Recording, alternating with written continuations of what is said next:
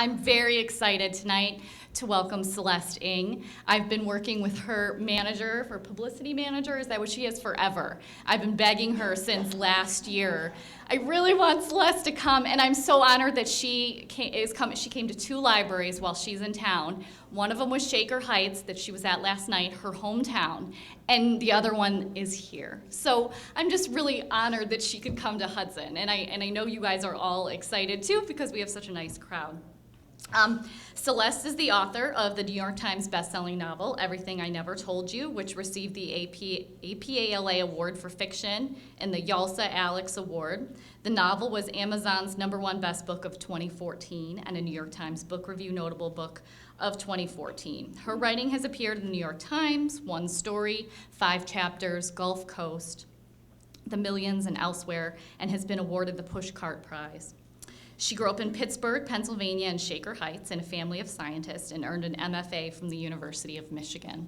And one more note that I forgot, afterwards there will be a book signing and refreshments in the Rotunda. In the Rotunda, if you head back into, just kind of follow the crowd, head back into the library. And Celeste will be signing books, and books will be available for purchase from the Learned Owl. So without further ado, Celeste Ng.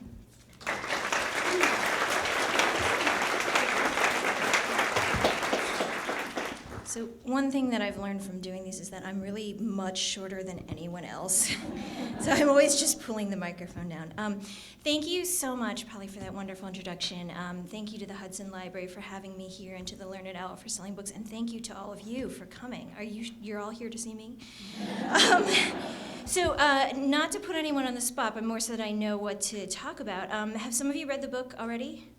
Okay, so actually quite a number of you read the book already. So what I'll do is, for those who haven't read the book, I'll read just a short section from the very beginning so you can kind of get a sense of what the book sounds like and what it's about. And then what I thought I'd do is tell you a little bit sort of about the inspiration behind the book and the inspiration of the characters, where all that sort of came from, so that you'll get some of the behind-the-scenes information about the book. So I'm going to read just from the very, very first pages of the novel. So if you haven't read it, you don't really need to know anything. This is chapter 1, page 1. Lydia is dead, but they don't know this yet. 1977, May 3rd, 6:30 in the morning. No one knows anything but this innocuous fact. Lydia is late for breakfast. As always, next to her cereal bowl, her mother has placed a sharpened pencil and Lydia's physics homework, 6 problems flagged with small ticks. Driving to work, Lydia's father nudges the dial toward WXKP, Northwest Ohio's best news source, vexed by the crackles of static. On the stairs, Lydia's brother yawns, still twined in the tail end of his dream. And in her chair in the corner of the kitchen, Lydia's sister hunches, moon-eyed over her cornflakes, sucking them to pieces one by one, waiting for Lydia to appear. It's she who says, at last, "Lydia's taking a long time today." Upstairs, Marilyn opens her daughter's door and sees the bed unslept in, neat hospital corners still pleated beneath the comforter, pillows still fluffed and convex. Nothing seems out of place. Mustard-colored corduroys tangled on the floor, a single rainbow-striped sock. A row of science fair ribbons on the wall, a postcard of Einstein. Lydia's duffel bag crumpled on the floor of the closet. Lydia's green book bag slouched against her desk. Lydia's bottle of Baby Soft atop the dresser, a sweet, powdery, loved baby scent still in the air. But no Lydia. Marilyn closes her eyes. Maybe when she opens them, Lydia will be there, covers pulled over her head as usual, wisps of hair trailing from beneath. A grumpy lump bundled under the bedspread that she'd somehow missed before. "I was in the bathroom, Mom. I went downstairs for some water. I was lying right here all the time." Of course, when she looks, nothing has changed. The closed curtains glow like a blank television screen. Downstairs, she stops in the doorway of the kitchen, a hand on each side of the frame. Her silence says everything. "I'll check outside," she says at last. "Maybe, for some reason..." She keeps her gaze trained on the floor as she heads for the front door, as if Lydia's footprints might be crushed into the hall runner. Nath says to Hannah, "She was in her room last night." I heard a radio playing at 11:30. He stops, remembering that he had not said goodnight. Can you be kidnapped if you're 16? Hannah asks. Nath prods at his bowl with a spoon. Cornflakes wilt and sink into clouded milk. Their mother steps back into the kitchen, and for one glorious fraction of a second, Nath sighs with relief. There she is, Lydia, safe and sound. It happens sometimes. Their faces are so alike, you'd see one in the corner of your eye and mistake her for the other. The same elfish chin and high cheekbones and left cheek dimple. The same thin-shouldered build. Only the hair color is different. Lydia's ink black instead of their mother's honey blonde. Nath and Hannah take after their father. Once a woman stopped the two of them in the grocery store and asked, "Chinese?" And when they said yes, not wanting to get into halves and wholes, she'd nodded sagely. "I knew it," she said, by the eyes. She'd tugged the corner of each eye outward with a fingertip. But Lydia, defying genetics, somehow has her mother's blue eyes, and they know this is one more reason she is their mother's favorite. And their father's, too. Then Lydia raises one hand to her brow and becomes his mother again. "The car's still here," she says, but Nath had known it would be. Lydia can't drive. She doesn't even have a learner's permit yet. Last week, she'd surprised them all by failing the exam, and their father wouldn't even let her sit in the driver's seat without it. Nath stirs his cereal, which has turned to sludge at the bottom of his bowl. The clock in the front hall ticks, then strikes 7:30. No one moves. "Are we still going to school today?" Hannah asks. Marilyn hesitates. Then she goes to her purse and takes out her keychain with a show of efficiency. "You've both missed the bus. Nath, take my car and drop Hannah off on your way. Then, don't worry, we'll find out what's going on." She doesn't look at either of them. Neither looks at her. I'll stop with the reading portion there, but as we, the readers, know, it doesn't turn out well. What has happened is that Lydia has drowned in the local lake, and they find her body. And this reveals a web of secrets that the family has been keeping that they're going to have to grapple with if they're going to survive this tragedy. So people often ask me about where I got the idea to write this book, often with a little element of concern in their voices. So there were two things. This sort of small plot seed that started it all is that my husband, who also grew up in the Cleveland area, told me a story about when he was about 8. He went to a friend's house, and his friend pushed his own little sister, who was 5, into the pond in the back of their house. And the parents were nearby, and they pulled her out, and she was fine. And I've met this young man, and he's grown up to be a perfectly nice person. But I kept thinking about that for some reason. I sort of thought, well, why would somebody push a girl into, why would he push his sister into the lake? What was their relationship like before? And then what was their relationship like after he had pushed her into the lake and she had been saved? And I started to think about this image of a girl falling into the lake. And of course, the story changed, as it always does. Lydia, the girl in my novel, is 16 when she falls into the lake. But that was where the sort of plot idea came from, that idea of a girl falling into the water. The larger sort of thematic inspiration came from my adolescence growing up in Shaker Heights on the east side of Cleveland. Shaker, as a lot of you probably know, is a really nice community. I had a really great time growing up there. It's fairly diverse, it's very progressive, it's very pretty, and I have wonderful memories of it. During the 10 years that I lived there, though, by sort of a terrible coincidence, 3 young women from the high school were actually murdered. So one of them was found stabbed on the street. One of them was shot in front of the police department, and this may, if those of you who were in the area at the time may remember some of this. One of them, who had been in my class, soon after we went to college, was kidnapped and murdered by a stranger. And so that made a really big impression on me, each one individually and then the 3 of them in the aggregate. I think it's always shocking any time someone dies, but especially in these circumstances. And for me, that was sort of my first encounter with death of someone who had been around my age, not someone who'd been elderly, not someone who'd been ill. And it was especially shocking because, I sort of knew them and I sort of knew their families, and I knew the world they came from. or I realized I thought that I knew the world that they came from. And I started to wonder, were there things that we didn't know about? You know, how did this happen? Not that these women were in any way to blame for what happened, but was there some way was there something we missed that we could have, picked up on to save them? And I wondered too, because I had known some of their family members, about how you keep going after a tragedy like that. How do you manage to make it through the rest of your life, because your life has to go on? And so, although the novel isn't based on any of those three cases, that was sort of what got me thinking about these issues and some of the things that I wanted to write about. So there is a mystery at the heart of the book, sort of what happened to this young woman, Lydia, and how did she end up in the lake? And of course, the roots of the problem go back much deeper than it appears, as is often the case. But it's really a family story. It's really sort of a story about parents and children and their relationships and the different things that they each keep from each other and what happens when those sorts of secrets happen in a family. So since it's a family story, let me introduce you to the different characters in the novel, and I'll take questions afterwards, so this is fair warning to think of some questions for afterwards. But this is the part where I usually say that I tell you who in my life I annoyed by stealing their personal characteristics from my characters. I used to say that the novel was not based on my family, and the characters were not my characters, because really, my mother is not the mother in the book. My father is not the father in the book. And so people would say, is this based on your family? And I would say no. And I've started to realize, actually, that that's not entirely true, that actually the characters do have their roots in my family and in me, but not in the way that we usually expect. So let me explain what I mean. So first, we have the father, James, who is a Chinese-American man. And my father, both of my parents were Chinese-American. They immigrated from Hong Kong in the 60s.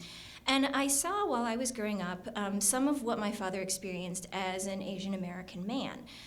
What happened was that whether it was at work, whether it was in the neighborhood, whether it was on the street, people had certain expectations about what he would be like and how he would act and what he was supposed to be doing. And what he actually was and what he wanted to do didn't always match up with what people expected of him. And so I wanted to sort of draw on those small sort of assumptions that people often have about Asian Americans, and particularly about Asian American men.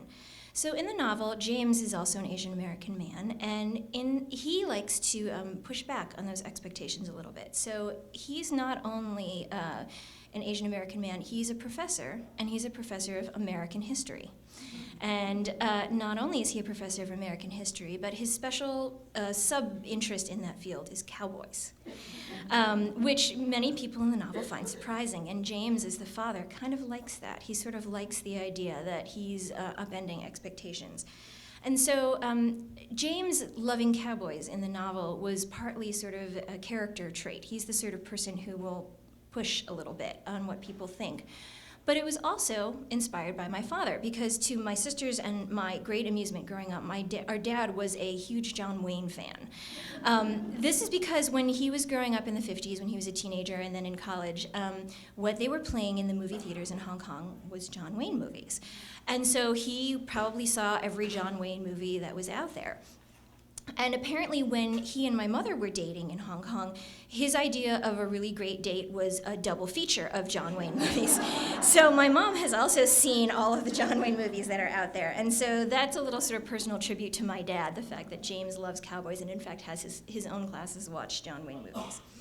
So Marilyn the Mother is a white woman from Virginia, as you heard in the little section that I read. This is a mixed-race family. And Marilyn is really not very much like my mother at all. Marilyn in the novel is what they would have called at the time a housewife. She's at home with the children. But she was inspired by my mom, and in particular by a cookbook that my mom had, which I've brought to show you, which is this here. Also, this is what happens, that everybody has this cookbook. So this was a cookbook that my mom got soon after she came to the United States. And so this was the cookbook we had in my house growing up. And this is the cookbook that I sort of learned to cook from. This is where we got our Christmas cookie recipes. This is where my mom, for a long time, would get the chart for how long to roast the turkey at Thanksgiving. And in fact, I had to promise her that I would take very good care of this so that I could take it with me on book tour. She didn't want to give it up. So I have a lot of fond memories of this cookbook. It wasn't until I was an adult and my mother was downsizing to a condo and I came home to help her pack and to take my stuff out of her basement that I picked up the cookbook as an adult and actually started to read it and not just look at the pictures and look at the recipes. And since I have it here, I'm going to read you a few little bits of it. And if you've read the novel, some of these will sound a little familiar. So this is from the pies section. I love the 1960s photography of this cookbook. And this is what it says in the pies section. If you care about pleasing a man, bake a pie. But make sure it's a perfect pie. And then it goes on to give you pie recipes. So here's another example. This is from the eggs and cheese chapter, which in this cookbook, for some reason, are grouped together. And this is what it says under basic eggs. The man you marry will know the way he likes his eggs. And chances are he'll be fussy about them. So it behooves a good wife to know how to make an egg behave in 6 basic ways. And here they are with helpful hints. So I'll read you one more, which is one of my favorites. This is from Preserves, Relishes, and Garnishes, and I love the 1960s color scheme of those preserves, relishes, and garnishes. And this is what the cookbook says to get you, the reader, really excited about making your own preserves, relishes, and garnishes. Betty's pickles, Aunt Alice's peach conserve, Mary's mint relish. Is there anything nicer than a gift you made yourself? Anything that gives you a deeper sense of satisfaction than a row of shining jars and glasses standing on your shelf? So there were a lot of those passages in the book, and I was sort of horrified and fascinated at the same time. And I started to think a lot about what it might have been like to be a woman, and particularly an ambitious woman, in an era where everything around you, even to your cookbook, was telling you that this was what you were supposed to want to do, and this was what you were supposed to be getting your satisfaction from. And so in the novel, Marilyn is a housewife, but she had wanted to be a doctor. She had had ambitions before. She'd been in college and had hoped to become a doctor in the 1950s, and it doesn't work out for her. She ends up getting pregnant and getting married. And at a certain point in the novel, after she's married and has some children, she finds her mother's cookbook, which is this cookbook. And she reads some of the passages like the ones that I read to you. And that prompts her to reconsider her life and to take some pretty drastic actions that have repercussions throughout the rest of her family's life. So James and Marilyn meet and marry in the late 1950s, which I learned while I was researching the book was a time that interracial marriage was actually still illegal in certain parts of the United States, which was just sort of shock to me, especially as I'm in an interracial marriage myself right now. But it was legal in Massachusetts, where they met and they married. And they have 3 kids. And my sister, I think, when reading this book, approached this section with a little bit of trepidation, wondering if one of them was going to be based on her. And I think to her great relief, they all were pretty much based on me. So Nath, who is the oldest child and the oldest brother, loves science, and he's growing up in the late 1960s and the early 70s, which is at the height of the space race. And so he really wants to become an astronaut.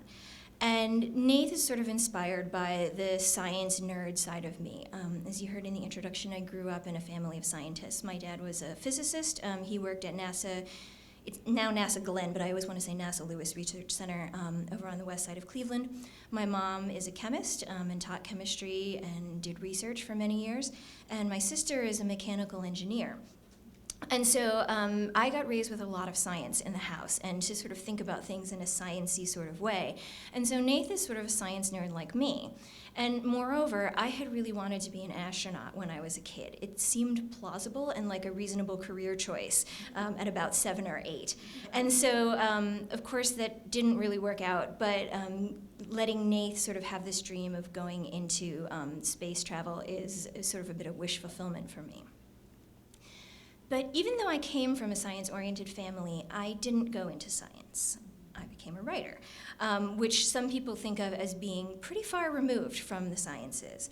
And this brings us to Lydia, who is the middle child, who's the favorite child, and who is also the one whose death is at the center of the book. If you remember in the section that I read, her physics homework is there at the breakfast table. Her mother has a lot of expectations about her and a lot of dreams for what she thinks her daughter might be able to accomplish. And the problem is that those don't always mesh with what Lydia herself is interested in. Lydia is the sort of child who doesn't want what her parents want, and she's sort of trying to figure out where she wants to please them and where she wants to go her own way.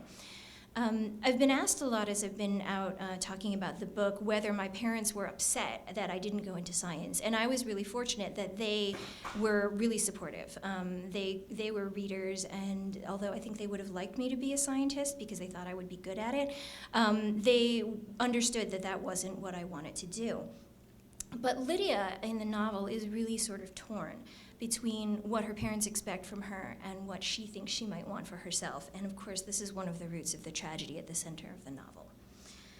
Finally, there's Hannah, who is the youngest sister at age 10. She's sort of a secretive little girl. She's always hiding behind the furniture, around the corner, listening in on her family. This is in part inspired by my own behavior as a child because I spied on my family all the time. Harriet the Spy was one of my favorite books growing up. And so whenever my mother would put the long tablecloth on the table at Thanksgiving, I would get under there and sit there and wait for people to start saying interesting stuff. When my parents had parties, I would go upstairs and listen at the air registers in hopes that they would, start dishing out juicy gossip. Because I think even as a child, I always had the idea that adults had to be leading more interesting lives than they appeared to be leading on the surface.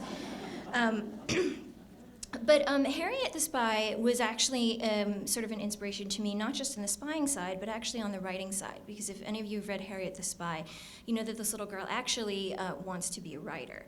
And I think that there is a real connection between being nosy, let's say, and being a writer. I think that one of the things that writers do is they try to piece together a narrative. In other words, sort of a cause and effect, so that we can understand why things happen.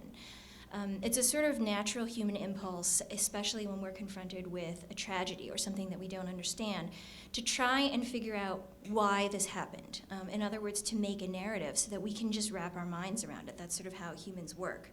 And so Hannah in the novel is like me as the author and like you as the reader, in that she's trying to figure out what's going on. She's trying to piece together all the stories of her family members so that she can understand what's happened to her family and understand whether or not they can survive this tragedy.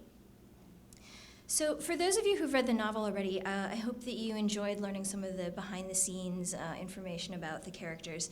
For those who haven't, I hope that I've piqued your interest. And thank you so much for coming. I'm happy to take questions afterwards, but thank you. What is my next novel is the question. The next novel has sort of been on pause while I've been on book tour.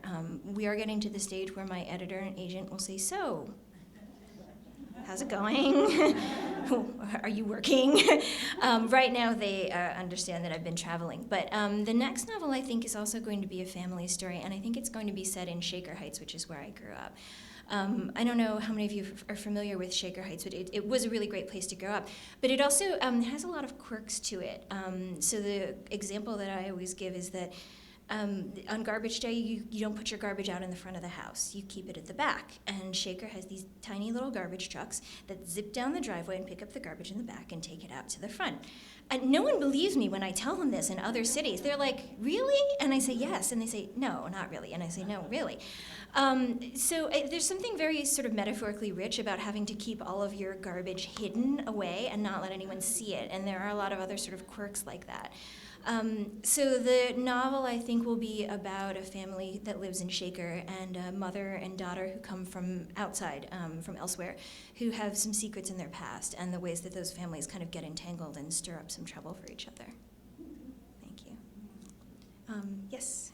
So I know you said that the Harriet the Spy book inspired you. Are there any authors specifically that inspired you? There are lots. I mean, I was a pretty voracious reader as a child. For this novel, there were a couple books that I turned to as touchstones. So one of them is Bel Canto, which is a novel by Ann Patchett.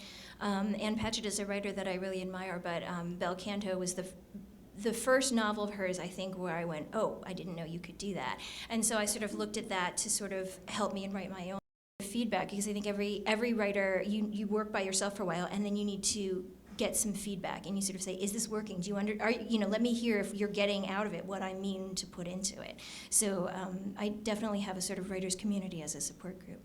Thanks. Somebody in the back had a question. Yes, and then I'll come up front. Back to the book. Can you tell us about Marilyn's mother? Mm-hmm. As a grandmother myself, I can't imagine a mother not ever talking to her only daughter or ever meeting her grandchildren. What? Can you give us a reason for all of that? So it's been interesting to me to hear sort of reactions to Marilyn and also to her mother. So Marilyn is the mother in the family, and she has a very difficult relationship with her own mother. They've never really seen eye to eye. And then when Marilyn in the 1950s meets James, her husband, who's a Chinese American, and marries him, she and her mother kind of break off relations and kind of stop talking to each other. And it's interesting to me to hear sometimes people say, I can't believe that, and then other people say, I completely believe it. And I hope that it means that, the people who can't believe it have had very positive relationships in their life. So in the novel, Marilyn's mother is sort of trying to live her life according to the sort of Betty Crocker model that I showed you. Excuse me, she's a home ec teacher, and she and her daughter have very different ideas about what they want out of their lives.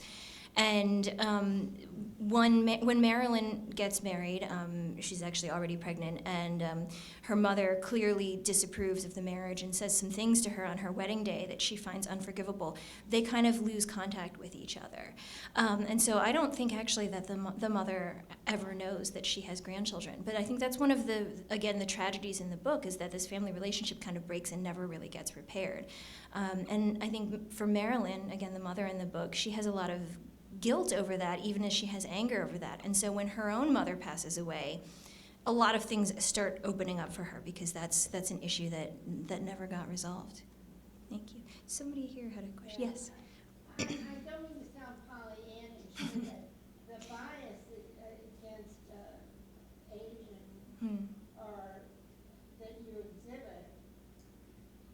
Honestly, my kids grew up in a school in northern Ohio, and it just didn't exist. We had wonderful people in our neighborhood that were very well accepted, and I wondered if it was a regional bias. Well, I'm generational. thrilled to hear that that your community was sort of integrated and welcoming. I mean, I had a great experience growing up in Shaker, which is pretty diverse. There's not a lot of Asians, but race relations are something that's very much on the community's mind.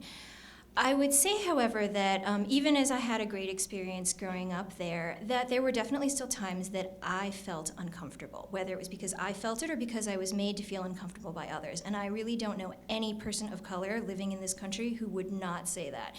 So the sad truth is that with one exception in the novel, all of the little moments of racial tension or racial discrimination or just racial discomfort, we might call them microaggressions now, are things that have happened to me or to people that I know personally. And so, for example, in the section that I read to you where the woman in the store said, oh, yeah, I know, by the eyes, and then just pulled her eyes into slits, that was something that happened to me in the grocery store. And so I think often that, hopefully many people who are of color feel generally accepted and happy in their lives, as I did. And yet I think that the appearance of it from the outside and the appearance of it from the inside can sometimes be quite different. I hope it's certainly something that's changing, but again, I haven't yet met a single person of color who hasn't experienced some of these things or doesn't experience them on a regular basis. Yes, and then I'll come there. My daughter is Korean. She's now Korean American, and she's in international finance in Washington, D.C. There's not a more diverse area than Washington, D.C. And she has talked to me about the difficulty not only being a female in finance, but of being this small Asian woman, and the expectations of a certain behavior, comportment, type ability to a small Asian woman. Yes, this is something My that, son said yeah. is true. This is something that I've experienced as well, and these are things that I think that, are not consciously done. A lot of the things that I experience, and I think the things that are in the book as well, are not necessarily meant with any malice, but there are moments that come up that remind you, if you are different in any way, whether ethnicity, sexuality, if you have a physical handicap, whatever it is, that sometimes remind you of the things that make you different. And they're not always intended that way. But I also, as a small Asian woman, have encountered a number of times when other people, but especially tall white men, are really surprised if I disagree with them in any way, or if I have an opinion and state it. And I was in fact told by a coworker once where he said, "Oh, well, you're just not afraid to say your opinions, and I kind of expected that you would be more timid." And I said, "Here I am." So I think a lot of times these things are not conscious, but they're things that if you're not aware of them, can go by. Somebody over here had a question. Yes, here, and then I'll go a couple rows back. What did you have in mind the kind of pronouns in the title, and what have others thought about? So the question is, what is the deal, I guess, with the pronouns in the title? Everything I never told you. So the title came from one of the last lines in the book. It's fairly close to the end. It's an echo of something that one of the characters thinks. And titles are always really hard for me. I often get title help from my friends, my writing group. But this title I came up with myself, and I liked it because it struck me that this was something that almost any of the characters might be able to say to any of the other characters. There are all ways in which these characters are staying silent. And I liked also that the title, Everything I Never Told You, could sort of cut in two ways. It could first be about the things that people keep silent about on purpose, that they don't say because they are ashamed or they are embarrassed or they are afraid to say them. But it could also refer to the things that people don't say because they don't realize other people want to hear them. And so the cliche example for that is, "I love you," or "I'm proud of you." Things that we often sort of let go unsaid, thinking that they go without saying. And yet people really like to hear those things, and it really means a lot to have those words spoken. So that's sort of where the title was, and that was where I hit on the title and felt that it might work well. Somebody a couple rows back. Yes, and then I'll come over to this side. Yes. But I used your book in my American Women Writers class. Oh, thank you. Sarah and the students loved it, of course. And one of the really interesting tensions that we spent a lot of time talking about was, and I'm sorry, quasi-spoiler alert, so if you want to plug your ears. Was the tension in the mutually exclusive goals that the parents had for the kids, fit in, stand out. I don't think that's too much of a spoiler. That's okay. So I just wondered, if you wanted to talk about that. Sure. So the Because that also informs a lot of the. Yeah, I mean, the question is about sort of the different, I don't know that they're necessarily mutually exclusive, but they're very different expectations that the different parents have of their children. I think one of the things that happens that I'm realizing now that I'm a parent is that when you're a parent, I think if you liked the way your life went, or if you like certain things about your life, you hope that your child will get those things, if not better. And if you weren't happy about the way that your life went, or if there are things that you felt were missing, you often want to provide those things for your child. You want to fill in any sort of deficits that you feel like you had when you were growing up. And I think at the same time, as if you're thinking about it from the child's point of view, you go a lot of your life either wanting to be just like your parents or wanting to be completely the opposite of your parents. And what usually happens is you turn into your parents anyway, in ways that you didn't expect. I'm simultaneously turning into both my mother and my father, and again, not in the ways that I expected at all. And so in the novel, Marilyn had these ambitions, for a career and to go into medicine, and there are things that she now hopes that her daughter in the 70s, when these things are much more possible, will be able to do. James, on the other hand, growing up as an Asian American in places where there were not very many Asians, has always felt that he was sort of a social outsider, and he really wants his daughter to sort of not have that same sort of outsider experience. And the problem is that, as you sort of suggested, those things sort of run into each other. They don't have to, but often they do. And that's part of what Lydia in the novel is sort of wrestling with, and what the parents are wrestling with in terms of what sort of expectations they might have been putting on her, advertently or inadvertently. Thank you.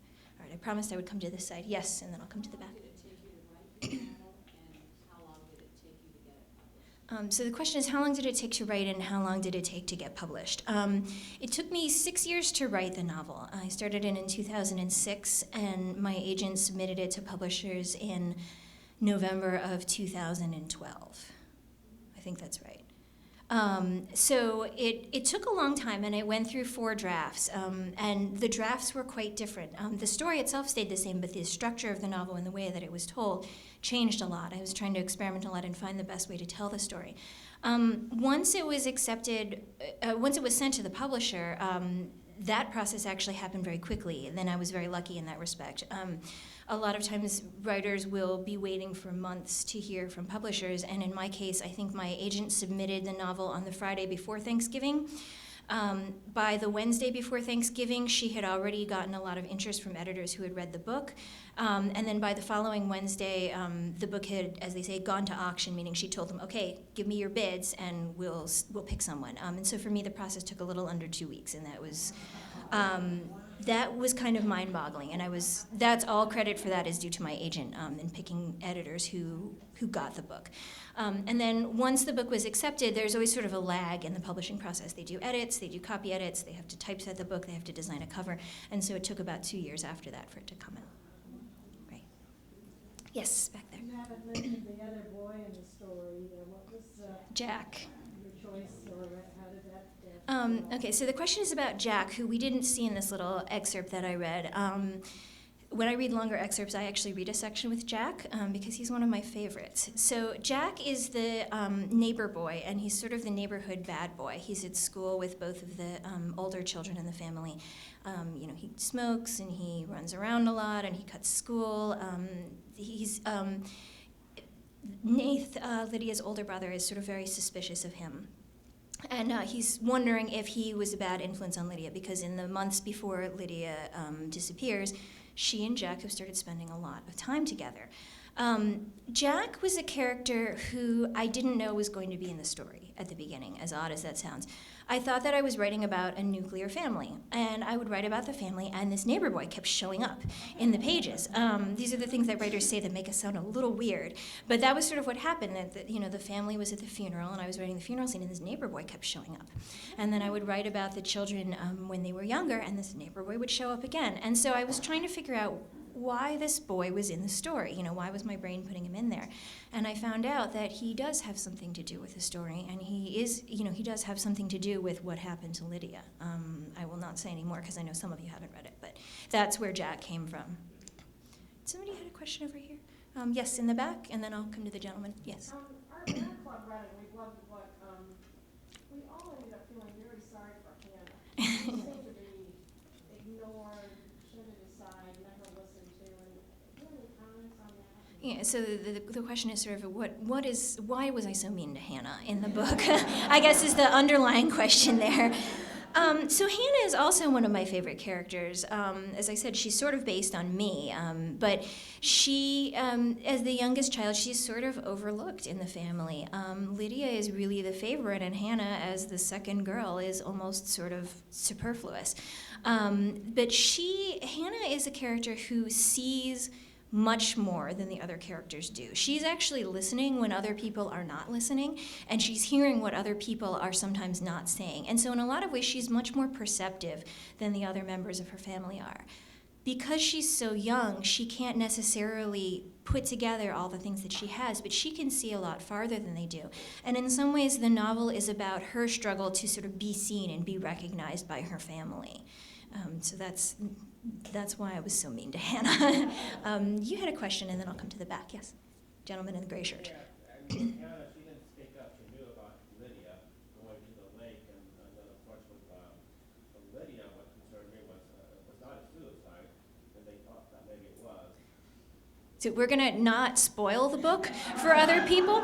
So one of the questions, well, here's the thing, that a lot of people have asked me questions about what happens to Lydia. And I will tell you, despite what the gentleman said, that people have very divergent opinions on what happens at the end of the book and how they interpret it, which was a surprise to me because I had an opinion myself.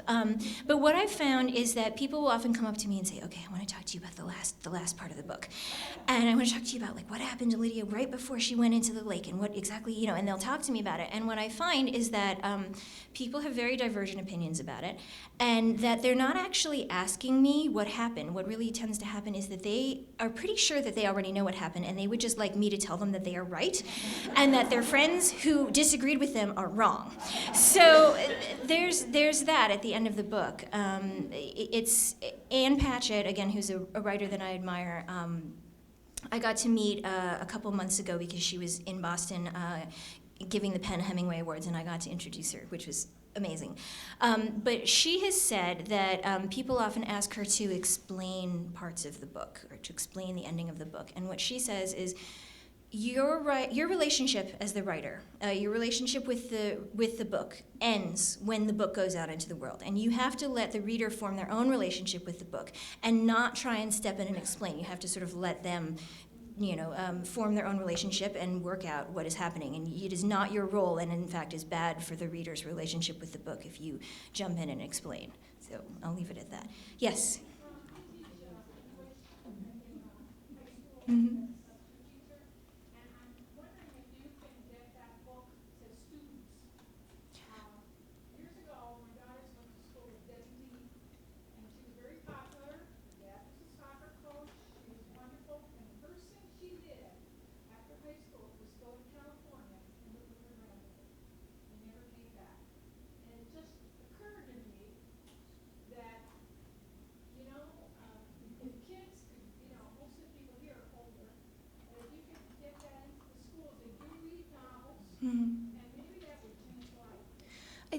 That's such a nice thing to say. So the question is sort of is this book available for high schools?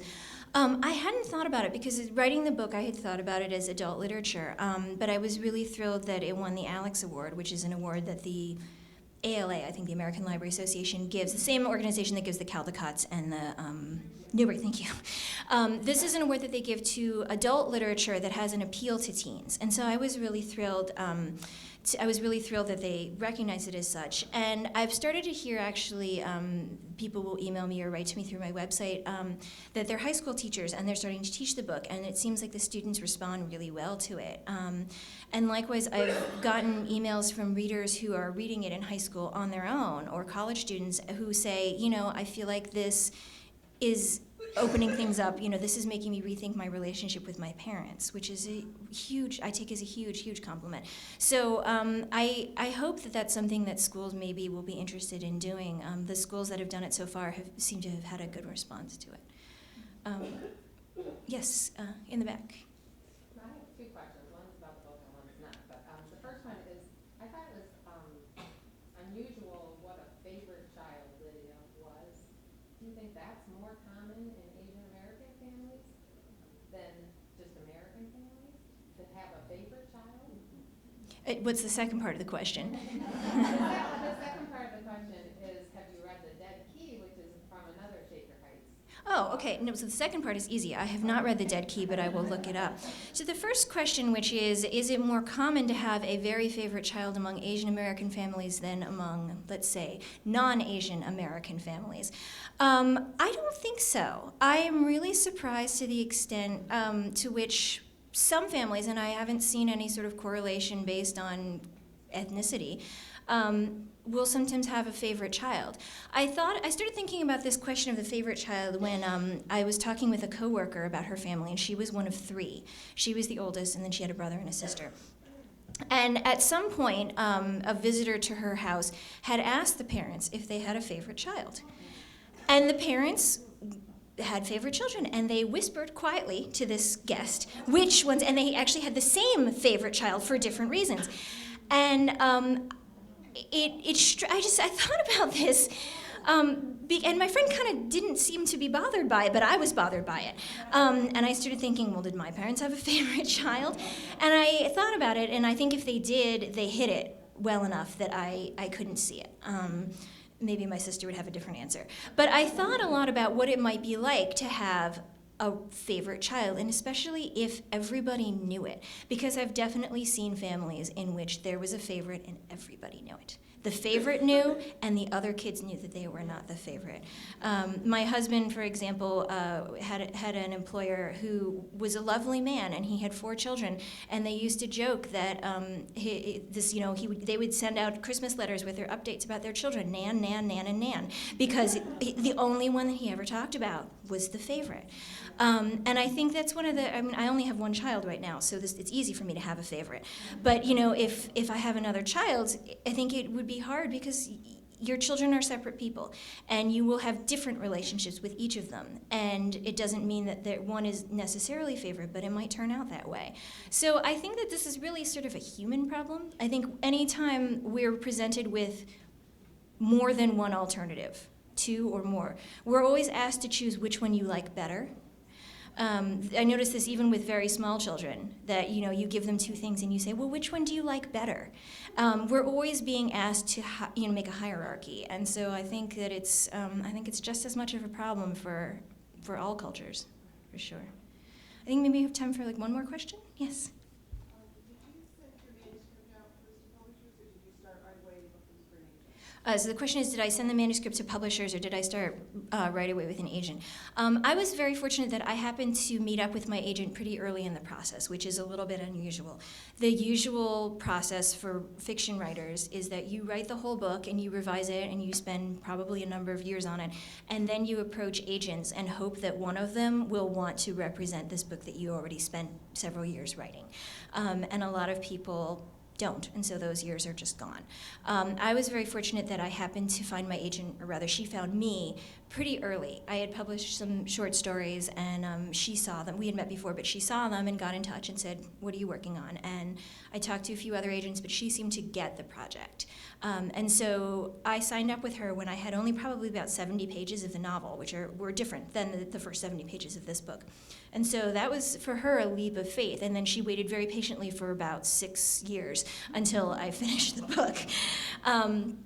So for me, I had the agent first, and so she was already in place when I went to work with the publishers. All right. Well, thank you so much. Thank you so much for coming.